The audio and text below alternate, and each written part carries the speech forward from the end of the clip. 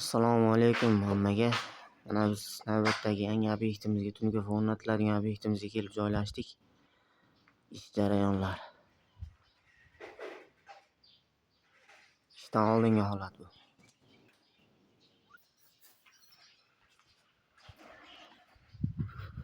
Mana bu eski patolog buzilib bergan tungi bo'ladi.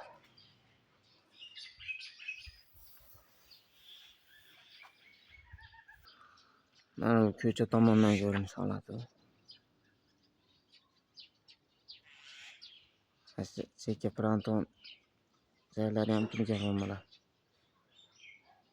Ichkari tomonlar hozir yarim bitgan holatda tungi bo'ladi.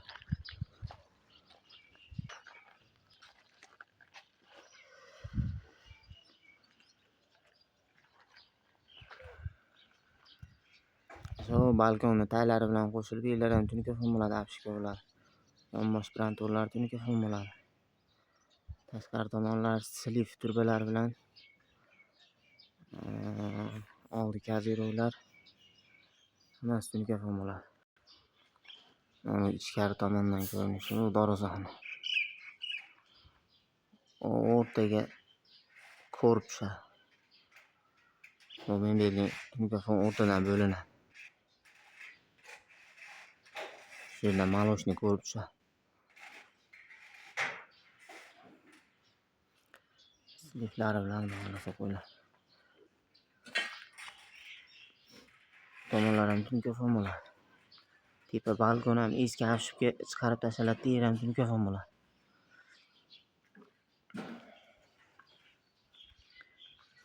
Hozir ishimizni yarim chola holatdagi ko'rinishida bu.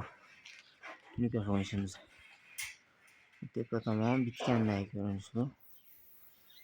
Rombi qilib chiroyli qilib apishga qo'ydik.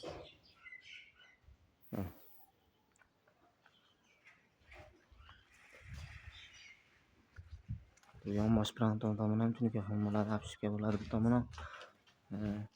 Bu ichkari tomon bor. Keyin bu tomon bor. Bu ichkari tomon mana mebelni svetda tungi bo'ladi, apishga bo'ladi. Bu bitishdan oldingi ko'rinish holati.